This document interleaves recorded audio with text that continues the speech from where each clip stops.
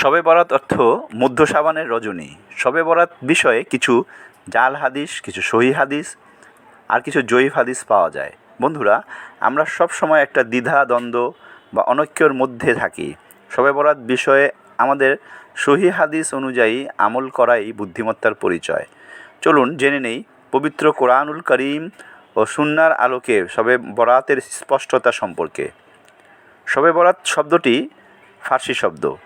সব অর্থ রাত্রি আর বরাত অর্থ নির্দেশ, অর্থাৎ নির্দেশের রাত্রি। আমাদের দেশের মতো অনেক দেশেই এই রাতকে সৌভাগ্যের রাত হিসেবে পালন করা হয়। এই রাতে মুসলমানরা রাতে ইবাদতে মশগুল থাকে আর দিনে রোজা থাকে। আরবি শাবান মাসের 14 তারিখ দিবাগত রাতকেই শবে বরাত বা লাইলাতুল বারাত হিসাবে গণ্য করা হয়। কাতুল মাসাবির 1306 নং হাদিস, আবু মুসা আল আশআরি রাদিয়াল্লাহু তাআলা আনহু থেকে বর্ণিত, রাসূলুল্লাহ সাল্লাল্লাহু আলাইহি ওয়াসাল্লাম ইরশাদ করেছেন, আল্লাহ তাআলা শাবান মাসের 15 তারিখ রাতে দুনিয়াবাসীর প্রতি ফিরেন এবং মুশরিক ও হিংসুক ছাড়া তার সৃষ্টির সকলের গুনাহ ক্ষমা করে দেন। মিসকাতুল মাসাবি 1308 নং হাদিসে রয়েছে, আলী রাদিয়াল্লাহু তাআলা আনহু থেকে বর্ণিত, তিনি বলেন, রাসূলুল্লাহ সাল্লাল্লাহু আলাইহি ওয়াসাল্লাম ইরশাদ করেছেন, শাবান মাসের 15 তারিখ রাত হলে তোমরা সে রাতে সালাত আদায় করো ও দিনে রোজা রাখো, কেননা আল্লাহ তাআলা এই রাতে সূর্যাস্তের সঙ্গে সঙ্গে দুনিয়ার আকাশে নেমে আসেন এবং দুনিয়াবাসীকে উদ্দেশ্য করে বলেন, কোনো ক্ষমা প্রার্থনাকারী আছে কি? আমি তাকে ক্ষমা করে দেব। কোনো রিজিক প্রার্থী আছে কি? আমি তাকে রিজিক দান করব। কোনো বিপদগ্রস্ত কি আছে? আমি তাকে বিপদ মুক্ত করে দেব। এভাবে আল্লাহ মানুষের প্রতিটি দরকার ও প্রতিটি বিপদের নাম উল্লেখ করে তার বান্দাদেরকে সকাল হওয়া পর্যন্ত আহ্বান করতে থাকেন। বিভিন্ন হাদিসের রেফারেন্স এখানে দেয়া আছে।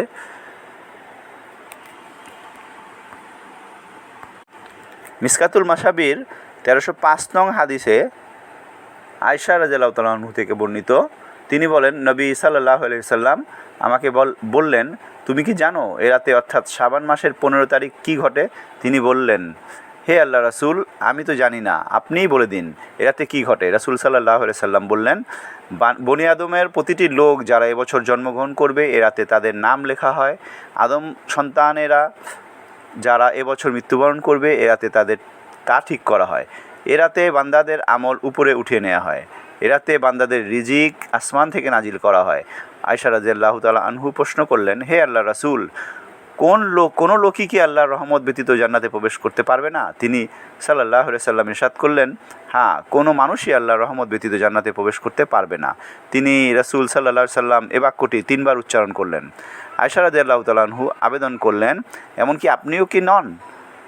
এবার তিনি রাসূল সাল্লাল্লাহু আলাইহি সাল্লাম আপন মাথায় হাত রেখে বললেন, আমিও না, তবে আল্লাহ তার রহমত দ্বারা আমাকে আবৃত করে নেবেন।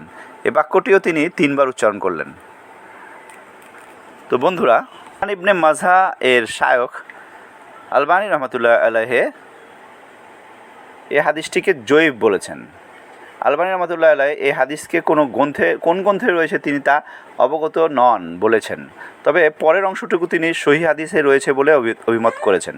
যদিও প্রথম অংশের জন্ম মৃত্যু আর রিজিক সম্পর্কে এ রাতে ফয়সালা হবে বলে উল্লেখ রয়েছে, তা যদিও জয়ীফ এর অন্তর্ভুক্ত হয়, তবুও আল্লাহ সুবহানাহু তাআলা কিন্তু এ রাতে অথবা প্রতি রাতের শেষ তৃতীয়াংশ অবশিষ্ট থাকাকালে পৃথিবীর নিকটবর্তী আসমানে অবতরণ করে ঘোষণা করতে থাকেন, কে আছে এমন যে আমাকে ডাকবে, আমি তার ডাকে সাড়া দিব। কে আছে এমন যে আমার নিকট চাইবে, আমি তাকে তা দিব। কে আছে এমন আমার নিকট ক্ষমা চাইবে, আমি তাকে ক্ষমা করব। সহিহ আল বুখারীর 1145 নং হাদিসে কিন্তু তা স্পষ্ট রয়েছে। তাহাজ্জুদ অধ্যায়ে আহমের 7595, মুসলিম শরীফের 6321, 7494। এতটুকু অবশ্যই জানলাম শাবান মাস যে কত বেশি গুরুত্বপূর্ণ, ইবাদতের ও গুনাহ মাফের মাস। শবে বরাত অর্থ